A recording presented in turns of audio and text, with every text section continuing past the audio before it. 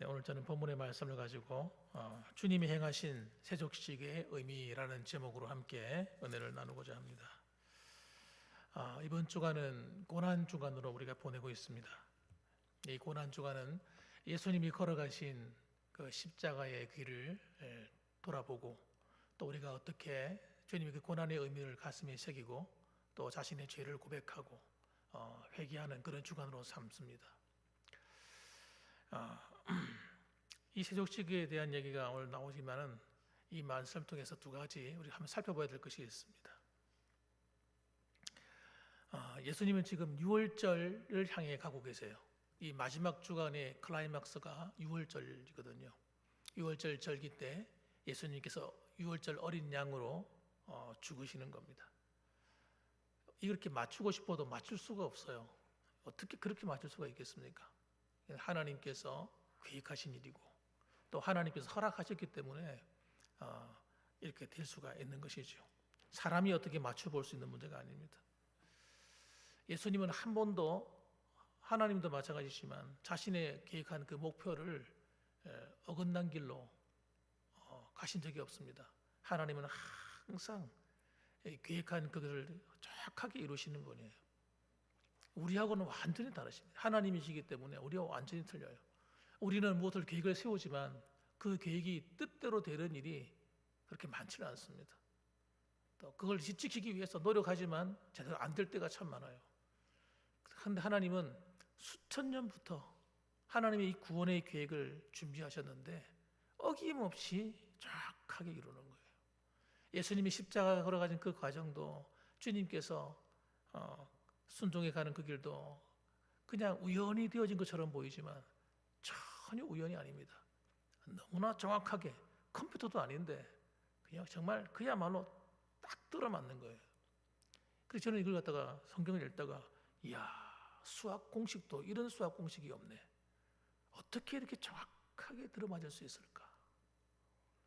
하나님이 하시는 일이 그러신 것이요, 그러신 겁니다.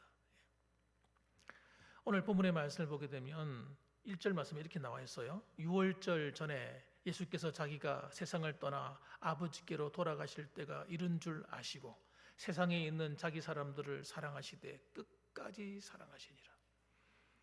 주님께서 걸어가시는 그 길, 십자가의 그 과정을 통해서 유월절 어린 양으로 죽으시고 난 이후에 하나님 아버지께로 돌아가신다는 거예요.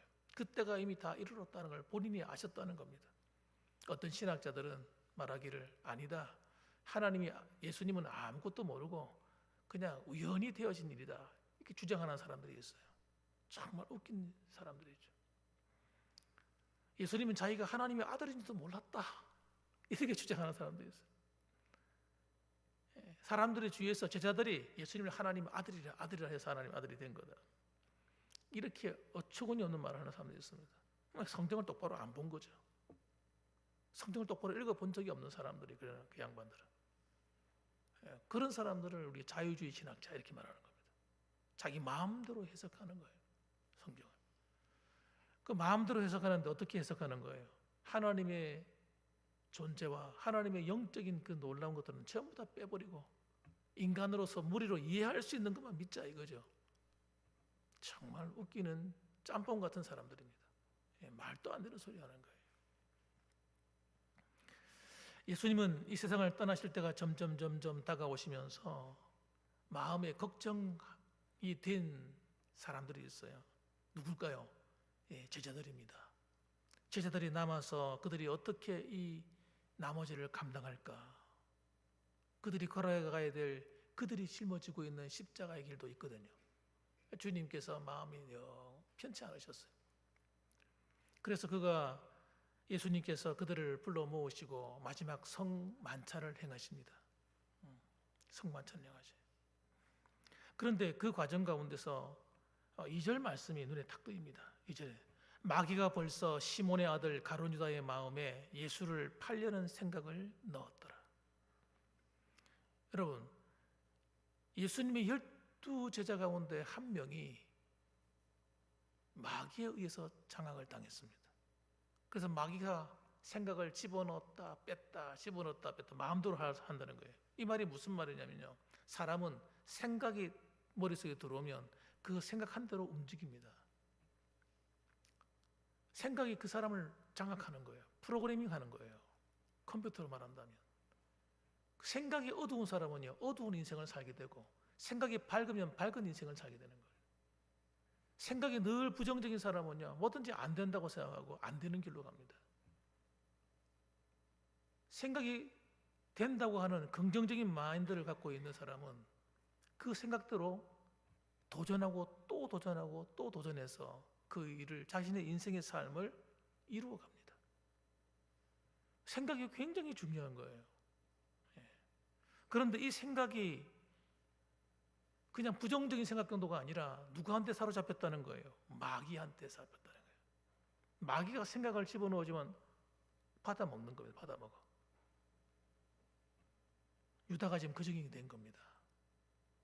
그것도 어떤 생각이에요? 예수님을 팔려는 생각을 넣었는데 그걸 덥석 무는 거예요. 이 말이 됩니까? 정상적인 우리 생각해 봅시다. 여러분한테 마귀가 이 시간에 예수님 팔아라, 예를 들어서 생각을 집어넣어주면 여러분 같으면 팔겠습니까? 예수님을? 택도 않은 이야기죠. 그죠? 택도 않은 이야기입니다. 예. 그런데 가룟 유다는 그것을 받아 먹었다는 거예요. 이게 진짜 충격적인 이야기예요. 가룟 유다는 어떤 사람입니까? 예수님으로부터 선택받은 사람입니다. 가룟 유다는 어떤 사람입니까? 하나님의 나라를 위해서 모든 걸 버린 사람입니다. 가룟 유다는 어떤 사람입니까? 가룟 유다는요, 예수님을 따라서 자신을 모든 걸 포기하고 예수님을 따라서 인생을 드리기로 작정한 사람이에요. 그런데 이런 사람에게 어떻게 이런 일이 일어날 수 있는 겁니까? 굉장히 중요한 겁니다. 이게 굉장히 중요한 얘기를 하는 거예요. 예수님께서 비유하실 것 가운데 네 가지 밭에 대한 비유가 있습니다. 이 네 가지 밭은 우리의 마음을 이야기하는 겁니다. 무엇을 심느냐가 굉장히 중요한데 하나님 말씀이 심겨져야 돼요. 주님께서 주신 계명의 말씀, 이런 말씀이 심어져야 30배, 60배, 100배의 놀라운 인생의 열매를 맺게 되는 겁니다. 그런데 그 말씀이 씨앗이 떨어지는데 열매를 맺을 수 없는 밭들이 있는 거예요. 예. 엉겅퀴가 가득 덮어서 하나님 말씀의 씨앗이 그 안에 심겨지지 못하도록, 심겨져도 자라지 못하도록 탁 덮어버리는. 예. 또 어떤 사람은 하나님 말씀이 씨앗이 떨어지긴 떨어지는데 이 밭이 좋지 않다 보니까 돌짝밭이야, 돌짝밭. 그러니까 그 바위를 뚫고 들어갈 수가 없는 거예요. 햇볕이 나면 시험이 들어가지고 그래가 말라 비틀어 죽어버리는 거예요. 근데 이 밭 가운데 제일 나쁜 밭이 하나 있는데 어떤 밭이냐? 길가밭입니다. 길가밭은요, 제대로 땅에 들어가 보지도 못해. 길가밭은 얼마나 사람들이 많이 다니면서 밟아놨던지 단단해가지고요, 씨앗이 뚝 떨어지면 떼굴떼굴 그러다가 새들이 날아와가지고 잡아먹어버리는 거예요. 주워가 버리는 거예요. 이 가룟 유다는 도대체 무슨 밭이냐 이겁니다, 여러분. 가룟 유다가 경험한 것은 우리가 하고 다르답니다, 여러분. 다른 거 아시지 않습니까? 가룟 유다는 기적이란 기적은 다 경험했어요. 예수님이 행하신 놀라운 기적의 현장에 그가 있었습니다. 오병이의 기적이 일어나는 기적의 현장에 있었다니까요. 눈을 한 번도 떠보지 못한 맹인이 눈을 뜨는 현장에 그가 있었다니까요. 놀라운 하나님의 은혜의 말씀을 전할 때 그 자리에 그가 있었다니까요. 그런데 어떻게 이 지경이 된 거냐고 도대체. 마음이, 여러분, 마음의 밭에 문제가 생긴 겁니다. 문제가. 그 속에 뭐가 들어왔어요? 탐심이 들어왔어요. 탐심이. 여러분, 성경의 10계명 가운데 이 탐심이 제일 마지막 계명이 10번째, 10번째 계명이잖아요. 탐심. 이런 물질에 대한 탐심이 들어갔어요. 그런 회계를 맡은 사람입니다. 사람들의 돈계를 맡아서 관리하고 또 이 가져가지고 저녁도 사고 아침도 점심도 해서 같이 먹고, 그 전도 여행할 때 돈 같은 거 자기가 다 관리하고 이런 사람이에요. 그런데 성경에 보면 그가 그 돈을 훔칩니다. 한 번 훔치고, 두 번 훔치고, 세 번 훔치고. 그러니까 어떤 일이 벌어져요? 돈에 대한 욕심이 점점 커져가는 거예요.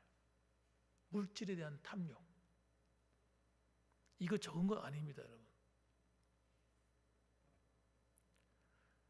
여러분, 남의 것을 도둑질하는 죄 몇 계명입니까, 여러분? 몇 번째 계명입니까? 8번째 계명이잖아요, 도둑질하는 거. 저거 다 암송하셨잖아요. 암송대도 하고. 도둑질하는 거예요. 그러니까 여러분, 탐심이 자라고 도둑질하기 시작합니다. 그럼 거짓말 했을까 안 했을까요? 거짓말. 오늘 먹으려는데 돈이 모자란다는 거예요. 예를 들어서 하는 얘기다. 예를 들어서 예수님 물어봅니다. 왜 돈이 모자라지? 그거요. 어떻게 됐어요? 가룟다가 거짓말합니다. 여러분, 죄를 하나 범하기 시작하면 탐심 하나가 여러분 점점 자라가지고 탐심의 죄만 짓는 게 아니에요. 그 다음에 도둑질하고, 그 다음에 거짓말하고, 하나씩 어기는 겁니다. 그리고는 결국은 뭐까지 어깁니까? 하나님을 보다 더 사랑하는 자기 안에 우상을 만든 거예요. 우상. 그래서 탐심은 우상 숭배와 같아졌어요. 그 안에 우상이 생긴 거예요. 우상이. 돈에 대한 우상이 생긴 거예요. 돈이 예수님보다 더 중요한 거예요. 그래서 팔아버린 겁니다, 여러분.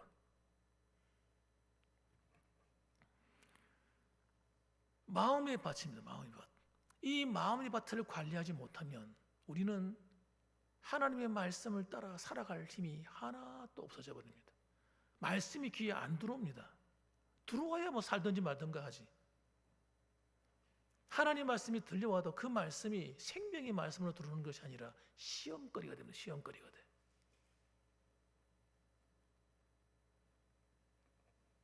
시험이 된다니까요. 말씀이. 여러분, 그 말씀 은혜가 안 되는 거예요. 그 은혜가 되려면 회개를 해야 은혜가 되는데 회개를 못 한단 말이에요. 그래서 여러분, 요한일서 3장 8절 말씀에 이 말씀은 여러분 절대 불신자한테 한 이야기가 아닙니다. 성경에 있는 모든 말씀들은 하나님의 백성에게 하는 이야기지 믿지 않는 사람한테 하는 이야기가 아니에요. 믿지 않는 사람들은 성경 보지도 않는 사람들인데 무엇하라? 그러니까 성경 말씀을 항상 읽을 때마다 나한테다 적용해야 됩니다. 다른 사람한테 적용하면 안 돼요. 저 사람 들어야 될. 아니요, 그게 아니라니까. 나예요, 나. 말씀은 철저하게 나야 됩니다. 나가 돼야 됩니다. 그래야 내가 은혜가 되고 내가 변화되는 거예요. 요한일서 3장 8절 말씀이 뭐라고 합니까? 죄를 짓는 자는 누구에게 속한다고요? 마귀에게 속하나니. 이런 말들이 귀에 안 들어오는 거예요. 죄는 큰 죄는 괜찮고 작은 죄는 큰 죄는 나쁜 거, 작은 죄는 괜찮고 이런 게 아니거든요. 성경 어디도 그렇게 말한 적이 없어요.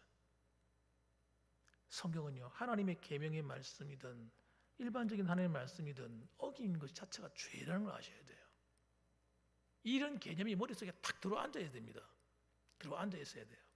그래야 내가 그 말씀에 대해서 순종할 준비가 되는 겁니다. 죄를 짓는 자는 마귀에게 속하나니, 하나님 말씀을 어겨 불순종하면 마귀에게 속해야 된다는 거예요. 그러니까 마귀가 우리를 장악한단 말이에요. 구원받았기 때문에 우리는 못 건드린다. 그러는 거 전부 다 거짓말이에요. 거짓말. 절대 속으면 안 돼요. 성경 어디에 그런 말이 있냐고요. 예수를 믿어도 우리가 죄를 지으면 성경은 뭐라고 말하는 거예요? 죄를 짓는 자는 마귀에게 속해져서 마귀의 영향권 안에 들어가 버리는 겁니다. 언제까지? 회개할 때까지. 회개하지 않으면 그 죄의 길에 서 있으면 마귀가 장악해 버리는 거예요.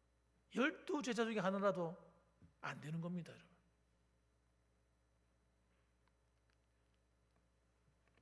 하나님의 아들이 나타나신 것은 마귀의 일을 멸하려 하심이라. 여러분, 예수님이 이 땅에 오신 목적은 마귀의 일을 멸하기 위해서랍니다. 그럼 마귀의 일이 도대체 뭐냐고요? 하는 게 뭐였어요? 아담한테 찾아와서 하는 게 뭐였습니까, 여러분? 죄를 짓게 하는 겁니다. 죄를 짓게 만들어서 타락시켜 버리는 거예요. 은혜의 자리에서 바닥에 떨어지게 만드는 겁니다. 저주 아래 떨어지게 만드는 거예요. 구원받은 성도라 할지라도 영적으로 깨어서 하나님 앞에 주의 말씀을 붙들고 살지 않고 계명을 붙들고 살지 않으면 그 마음에 탐심이 들어오고 그 다음에 다른 게 도둑질이 들어오고 거짓말이 들어와 앉아서도 못 깨닫는단 말이에요. 그건 괜찮다고 생각하는 거예요. 그것 때문에 예수님이 십자가에 죽으셨는데 하나님의 아들이 목숨을 잃어버렸는데 그걸 괜찮다고 여기는 게 이게 진짜입니까? 진실한 겁니까? 아니라는 거예요. 아니라니까. 그렇게 생각 들게 만드는 게 이 마귀 새끼가 하는 짓이라니까요. 그래서 우리 성도들이 축복의 자리에서 불행의 쓴맛을 보게 되는 겁니다. 그 죄의 대가를 치르게 되는 거예요. 살아가면서. 우리가 고난주간을 맞아서 여러분 생각해야 됩니다. 고난주간은 우리가 왜 지켜야 되는 겁니까 도대체? 하나님 말씀을 통해서 나를 점검하는 자리가 되어야 됩니다. 우리 봉암교회 성도들은 매일매일 그렇게 살아야 되지만 세상 사람들 앞에서 다른 교회에서는요 고난주간 지킨다 하면 그냥 죄를 회개하고 회개할 게 있어야지. 기억이 안 나는데 평소에 죄에 대한 자각이 생겨가지고 하나님 말씀을 붙들고 회개하는 훈련이 된 사람만이 죄가 깨달아지는 거예요. 평소에 그런 죄에 대한 생각도 없이 막 살았는데 갑자기 회개하라면 생각이 나냐고요.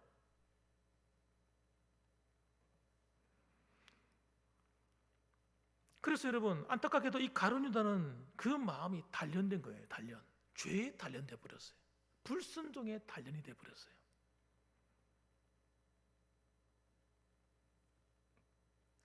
가룟 유다만 그러냐 이 말입니다. 가룟 유다만. 가룟 유다만 그러면 얼마나 좋겠어요. 오늘날 이 세상을 살아가는 모든 그리스도인들에게도 죄의 단련이 얼마든지 될 수가 있다는 걸 아셔야 됩니다. 그래서 못 깨닫는 거예요. 내가 죄를 지어도 이 정도까지 이거 가지고 그 목사님 그러셔요. 이 정도는 다 하나님 다 이해하시는 거지. 예수님이 십자가에서 우리 죄를 다 죽으셨는데 이러면서 거꾸로 생각해. 거꾸로 이해하는 거예요. 그게. 예수님이 십자가에 죽어주신 그 죄 때문에 주님께서 십자가에 못 박혀 죽는 비참한 일을 당하신 겁니다. 그런데 우리가 또 죄를 짓는다고요? 주님을 현저히 욕보이는 거예요. 그래서 우리는 회개해야 되는 거예요. 우리가 그 길로 가는 걸 거부해야 되는 거예요. 마귀가 우리 유혹하잖아요. 미혹하잖아요. 이리 와, 이리 와. 우리한테 탐심을 막 던져주고 우리 안에 다른 욕망을 막 주잖아요. 미움의 감정을 던져주고 화가 나게 만들고 기분이 상하게 만들고 막 이럴 때 우리가 선택을 해야 되는 겁니다. 나는 그래도 하나님을 사랑해. 난 하나님 말씀대로 형제를 사랑할 거예요. 나는 하나님을 사랑하고 이웃을 사랑하는 게 내 삶의 목표야. 끝까지 가는 거죠. 끝까지. 믿음으로 지키는 거죠. 이걸. 그래서 예수님의 십자가의 보혈은요. 조그만 제가 내 마음이 깨달아질 때 붙들어야 되는 거예요. 붙들고 회개하고 예수의 보혈로 내 마음을 씻어야 돼요. 그렇게 살지 않아서 에베소 교회가 하나님의 진노를 산 겁니다. 예수님의 진노를. 네가 첫사랑을 잃어버렸다. 네가 처음 믿을 때는 조그만 죄도 회개하고 하나님 앞에 엎드려서 울고 그러더니 지금은 그런 믿음이 하나도 없어졌네. 하나님의 말씀을 붙들고 회개가 일어나지 않는 것이 여러분 이게 위험 신호란 말이에요. 위험 신호. 그래서 우리는 여러분 저와 다른 교회는 볼 것도 없고 우리 교회는 저와 여러분들만큼은 저는 그렇게 시작했단 말이에요. 벌써. 예. 여러분도 같이 가자니까요. 하나님의 십계명이라도 붙들자는 거예요. 다른 건 놔두고 십계명이라도 붙들고 매일매일 기도하자. 그래야 이 가룟 유다가 가는 마귀의 유혹하는 길에 우리가 안 넘어집니다. 마지막에 주님께서 재림하실 때 하나는 남고 하나는 올라가는 게 왜 그런 일이 벌어지겠냐고요. 열처녀 비유, 도대체 무엇을 준비를 하지 않았길래 그렇게 됐냐 말이에요. 기름 하니까 성령의 기름, 이런 이야기, 그런 이야기를 하는 게 아니란 말이에요. 준비가 안 됐다. 준비가 그 이야기를 하는 거거든요. 열처녀 비유의 핵심은 뭐가 준비 안 됐냐 이거예요. 믿음이 준비가 안 된 겁니다. 하나님 말씀 앞에서 자신을 깨어서 자기 죄를 철저히 회개해서 주님 거듭난 성도가 가져야 될 의의 세마포옷이 준비가 안 된 거예요. 그때 가서 준비하려니까 준비가 되냐 말이에요. 이게 안 되거든요. 안 돼. 늦다 말이에요. 늦어. 예수님께서 그들을 다 불러 모시고 모은 다음에 마지막 선망찬을 행하시면서 아주 중요한 얘기를 하십니다. 그 중요한 얘기가 뭐냐면 먼저 그걸 몸으로 보여주시는 거예요. 시청각으로 보여줍니다. 예수님께서 허리에 수건을 두르시고 물을 대하여 물을 떠오셔가지고 제자들의 발을 다 씻겨줍니다. 원래 일은 누가 하는 거예요? 그 집의 하인들이 하는 겁니다.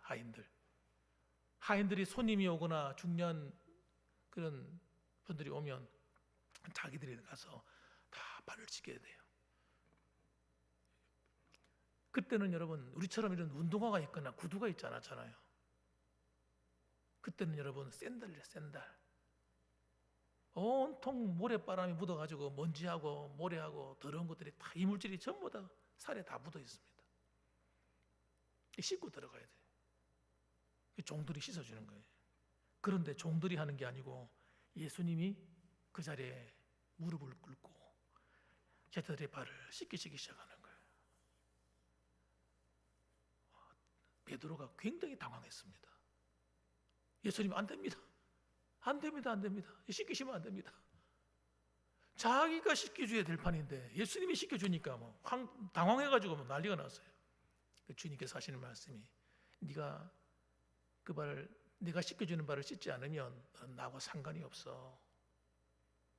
그러면서 얘기합니다. 그러니까 그가 하는 이야기가 그러면 제 머리하고 다른 손발 다 씻겨주세요. 다 씻겨주세요. 이럽니다. 이 베드로가 참 재미있는 친구죠.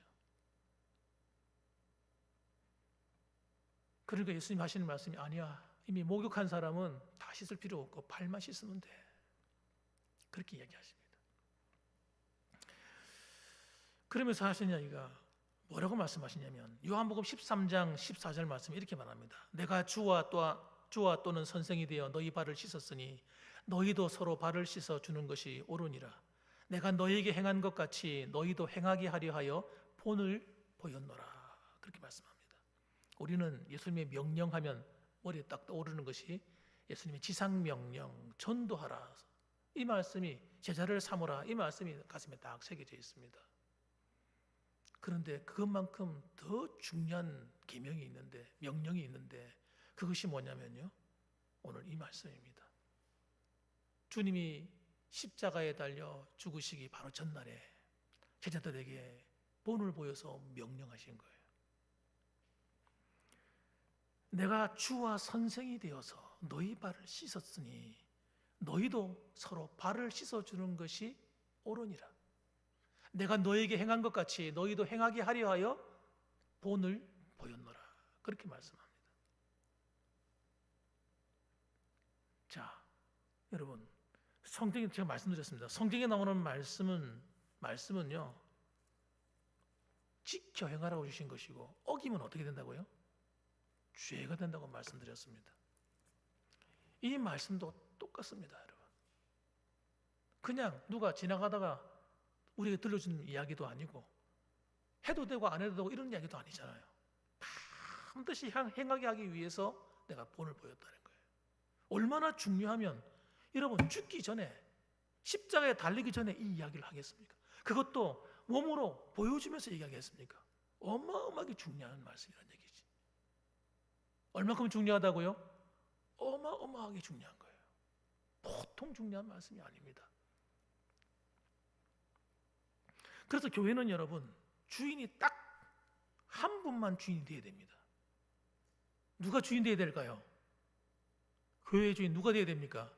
예수 그리스도. 하나님만이 교회의 주인이 되어야 돼요.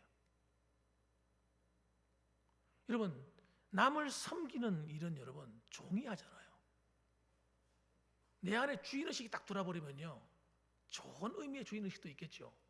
그런데 대부분의 주인의식이 딱 들어오면요, 어떤 일이 벌어지냐면 내가 주인 노릇합니다. 내가 대접받고 싶어요. 날 알아주면 좋겠어요. 나도 모르게 여러분, 내 마음이 곧게 서서 다른 사람들을 보기 시작합니다.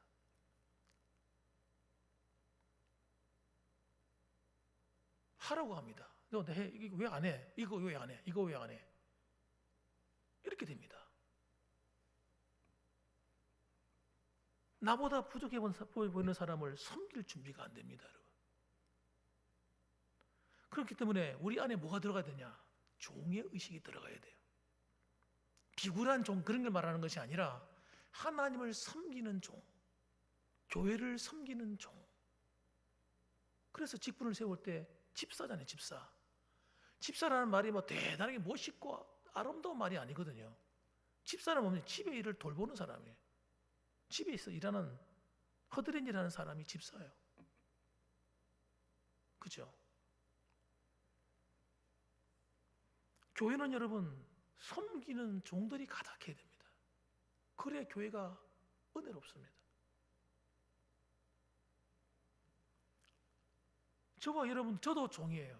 교회에서 목회자로서의 교회를 섬기는 종이고, 장로님도 종이죠. 교회를 치리하고 교회를 섬기는 종이죠.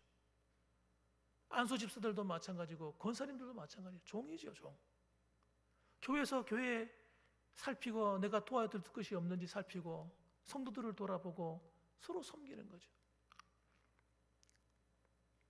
그래서 뭐라고 얘기합니까? 서로 발을 씻어주는 종이 되어라는 거예요. 발은 머리도 아니고 왜 발입니까?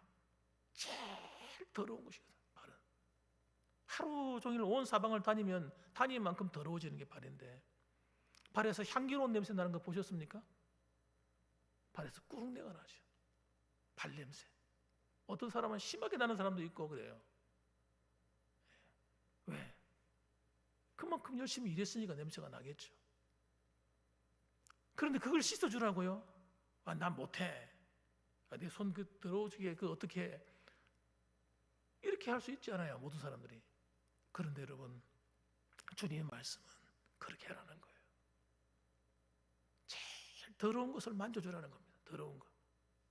이걸 누가 해야 되는 겁니까? 서로. 너희들이 서로 해라. 서로 해라. 이 에클레시아는 여러분, 교회라는 이 에클레시아라는 단어는 건물이 아닙니다.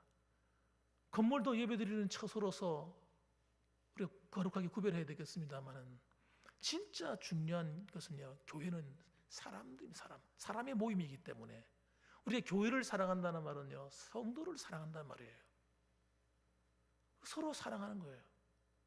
속상한 일 살아가다 보면 있을 거 없을까요? 있죠. 나하고 안 맞는 사람이 있어요. 마음도 안 맞고, 아유, 이런 사람 같이 내가 어디 살다 보면요, 진짜 기분 나쁜 사람이 있습니다. 나를 기분 나쁘게 하는 사람.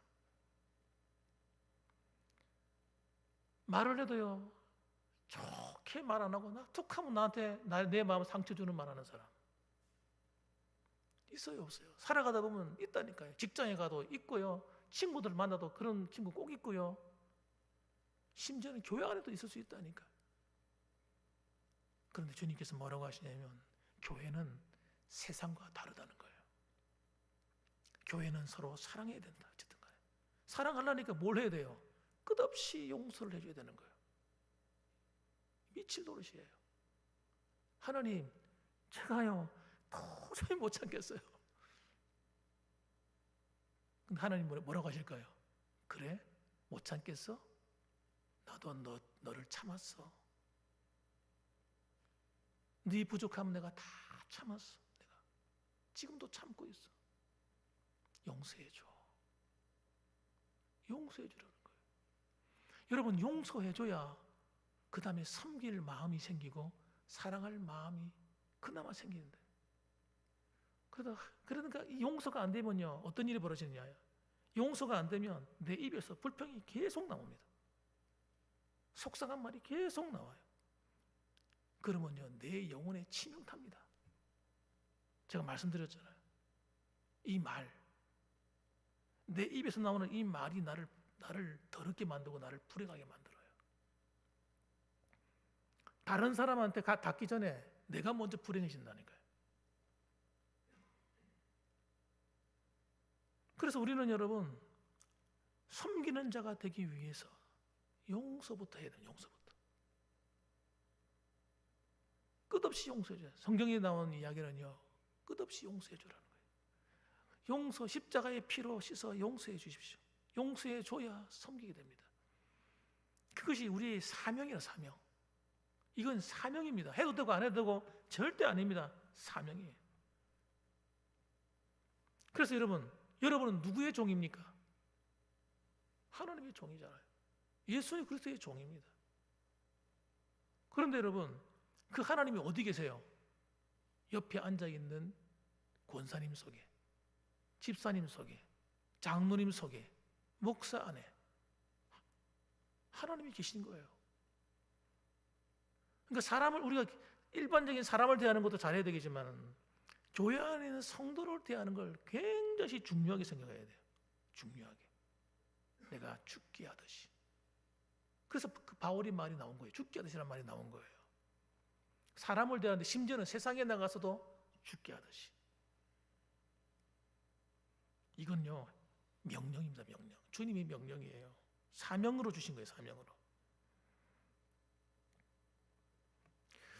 그래서 여러분, 이 고난주간을 생각하면서 우리는 우리의 마음속에 두 가지를 반드시 살폈으면 좋겠습니다. 첫째는 나의 죄를 발견하는 거예요. 고백하는 거예요. 가룟 유다 속에 들어와 있는 이 탐심, 십계명 안에 다 들어있는 거라니까요. 도둑질하는 거, 거짓말하는 거, 이런 것도 다 들어앉아 있는 거예요. 그래서 이번 금요일이 6월절 어린 양이 십자가에 죽으시는 성 금요일 아닙니까? 우리가 그날을 바라보면서 하나님 앞에 내 마음에 있는 모든 더러운 것들을 다 십자가에 다시 못 박아버리고 다 갖다 버리는 시간 되었으면 좋겠습니다. 그리고 정말 우리는 용서할 수 없을 것 같은 그 사람을 반드시 용서해 줘야 됩니다. 반드시. 그리고 용서했던 증거가 뭐냐? 내 입에서 다시는 그 사람에 대한 말이 안 나와야 됩니다. 그게 용서하는 거예요. 따라합시다. 용서했다면, 따라해보세요. 용서했다면 내 입술에 다시는 담지 말자. 그 사람에 대한 말, 안 좋았던 것들 또 말하고 또 말하지 말자. 끝내버려야 돼. 장사 지내야 됩니다. 장사 지내야 돼. 예수님은 십자가에 못 박아 장사 지내듯이 다시는 그러면 하지 말아요. 다 정청소해버려야 돼. 여러분, 제가 십계명을 가지고 기도를 계속하면서 깨닫는 게 있어요. 이게 뭐냐 아세요? 평안함입니다. 놀라운 평안이 옵니다. 내가 너무 놀랄 지경이에요. 내가 뭔가 더 해야 될 것 같은데 할 필요가 없는 거예요. 더 이상. 자유를 얻습니다, 여러분. 진리를 알지니 진리가 너희를 자유케 하리라. 이 자리에 계신 여러분들, 진정한 자유를 누립시다. 복음만의 자유가 있어요. 여러분, 이 고난주간을 통해서 정말 주님이 내 안에 주시는 진정한 자유가 강물처럼 흘러가고, 또 오늘 이 서로 섬기라고 하는 이 말씀처럼 정말 섬길 수 없는 내 마음이 부담이 되는 그런 사람이 있다 할지라도 기꺼이 기쁨으로 섬겨주고 사랑해주는 그런 아름다운 믿음의 승리가 저와 여러분에게 있게 되기를 주님의 이름으로 축원합니다. 아멘. 기도하겠습니다.